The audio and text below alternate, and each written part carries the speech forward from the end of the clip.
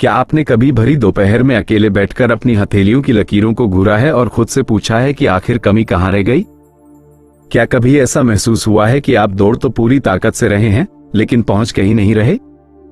ये दर्द तब और गहरा हो जाता है जब आपके साथ खेलने वाले, आपके बचपन के यार दोस्त आपसे कोसों आगे निकल जाते हैं। उनकी गाड़ियों की चमक और कपड़ों की महक आपको अपनी गरीबी का एहसास दिलाती है। वे लोग जो कभी आपके साथ टिफिन साझा करते थे, आज आपको पहचानने से भी कतराते हैं।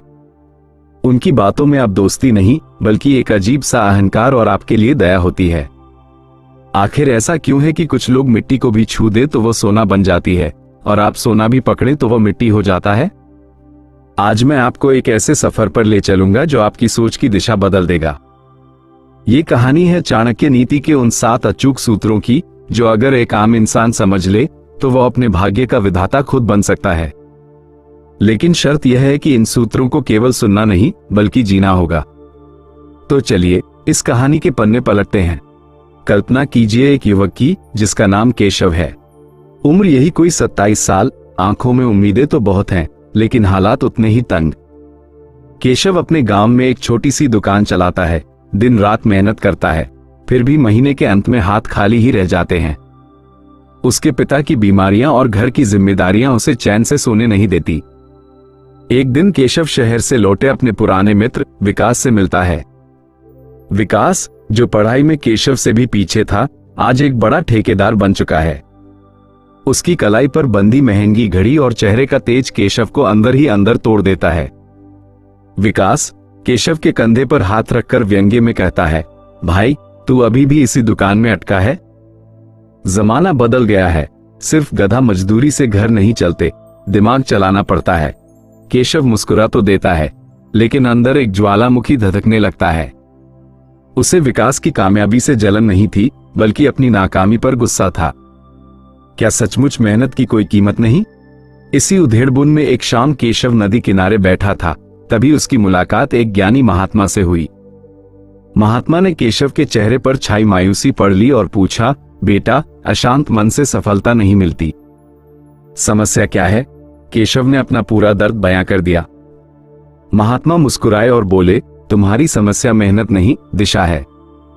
चाणक्य ने सदियों पहले 7 ऐसे सूत्र दिए थे जो एक रंग को राजा बना सकते हैं। क्या तुम सुनने और उन्हें मानने के लिए तैयार हो? केशव ने दृढ़ता से सिर हिलाया। महात्मा ने पहला सूत्र दिया, मौन की शक्ति। उन्होंने समझाया कि अपने इरादों का ढिंढोरा मत पीटो। जब तक काम पूरा न हो जाए उसे अपने मन में दबाकर रखो। दुनिया में ऐसे लोगों की कमी नहीं जो तुम्हारी योजना जानते ही उसमें अड़ंगा लगा देंगे या तुम्हें हतोत्साहित करेंगे। केशव को अपनी गलती समझ आ गई।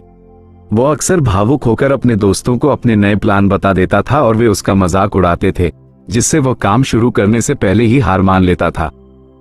अगली सुबह केशव ने एक नया विचार सोचा। गांव में त्योहार आने वाला था। उसने सोचा कि क्यों न पूजा की विशेष सामग्री और सजावट का सामान लाया जाए। लेकिन इस बार उसने यह बात किसी को नहीं बताई, यहां तक कि विकास को भी नहीं। वो चुपचाप शहर गया, सामान लाया और दुकान के एक कोने में सजा दिया। जब गांव वाले आए तो उन्हें वो सब मिला जिसकी उन्हें तलाश थी। पहले ही दिन केशव की अच्छी कमाई हुई। विकास दुकान पर आया और हैरान होकर बोला, अरे ये सब कब किया? केशव ने बस मुस्कुराकर कहा, बस हो गया भाई। उसने महसूस किया कि गोपनीयता में कितनी ताकत होती है। उसका आत्मविश्वास लौटने लगा था। कुछ दिनों बाद केशव फिर महात्मा के पास पहुंचा। महात्मा ने दूसरा सूत्र दिया, श्रम को बुद्धि से तोलो। सिर्फ पसीना बहाना काफी नहीं है, ये देखो कि उस पसीने की कीमत क्या मिल रही है। केशव ने सोचा कि वह दुकान पर दिन भर बैठता है लेकिन ग्राहक सीमित हैं। उसने अपनी मेहनत को दिशा दी। उसने देखा कि गांव के लोग ताजा फलों के लिए दूर मंडी जाते हैं। केशव ने मेहनत तो की लेकिन इस बार दिमाग के साथ। उसने गांव के ही कुछ किसानों से बात की और सीधे उनसे फल खरीदकर अपनी दुकान पर रखना शुरू किया। इससे उसे मंडी जाने का खर्च बचा और ग्राहकों को ताजा माल मिला। मुनाफा दोगुना हो गया। केशव को समझ आ गया कि चाणक्य सही थे। कुल्हाड़ी की धार तेज हो तो पेड़ जल्दी कटता है, सिर्फ जोर लगाने से नहीं। सफलता की सीढ़ी चढ़ते हुए केशव को अब तीसरे सूत्र की जरूरत थी। महात्मा ने बताया, समय की नब्ज पहचानो। हर काम का एक सही वक्त होता है। जो समय से चूक गया वो अवसर से चूक गया। केशव ने गौर किया कि गर्मियां आने वाली हैं। उसने अभी से मिट्टी के घड़े और ठंडे पेय पदार्थों का स्टॉक जमा करना शुरू कर दिया। गांव के बाकी दुकानदार अभी सोच ही रहे थे, तब तक केशव तैयारी कर चुका था। जैसे ही गर्मी बढ़ी, केशव की दुकान पर भीड़ लग गई। विकास ने भी यह करने की कोशिश की, लेकिन तब तक बहुत देर हो चुकी थी। केशव ने सही समय पर सही कदम उठाकर बाजी मार ली थी। वह अब समझ चुका था कि समय का सम्मान करने वाले को ही समय सम्मान देता है। लेकिन जैसे जैसे केशव आगे बढ़ रहा था, उसके दुश्मन भी सक्रिय हो रहे थे। विकास को केशव की यह तरक्की चुभने लगी थी। यही महात्मा का चौथा सूत्र काम आया, संगति का चुनाव। महात्मा ने कहा था कि जहर पीने से इंसान शायद बच जाए, लेकिन गलत व्यक्ति की संगत उसे जरूर मार देती है। केशव ने देखा कि उसके कुछ पुराने साथी, जो पहले उसका मजाक उड़ाते थे, अब उसकी मदद के बहाने उसके पास आने लगे हैं। वे उसे जुआ खेलने या फालतू खर्च करने के लिए उकसाते थे। केशव ने सख्ती से ऐसे लोगों से दूरी बना ली। उसने अपने साथ एक ईमानदार लड़के रामू को काम पर रखा, जो मेहनती था। सही लोगों के साथ ने केशव की ऊर्जा को और बढ़ा दिया, जबकि गलत संगति से दूर रहकर वह कई मुसीबतों से बच गया। सब कुछ ठीक चल रहा था कि तभी एक रात भीषण आंधी आई। केशव की दुकान का छप्पर उड़ गया और बारिश से उसका काफी सामान खराब हो गया। सुबह जब केशव ने यह मंजर देखा तो उसके पैरों तले जमीन खिसक गई। उसे लगा कि वह फिर से शून्य पर आ गया है। हताश होकर वह महात्मा के पास भागा। महात्मा ने उसे 5वां सूत्र दिया, विपत्ति में धैर्य।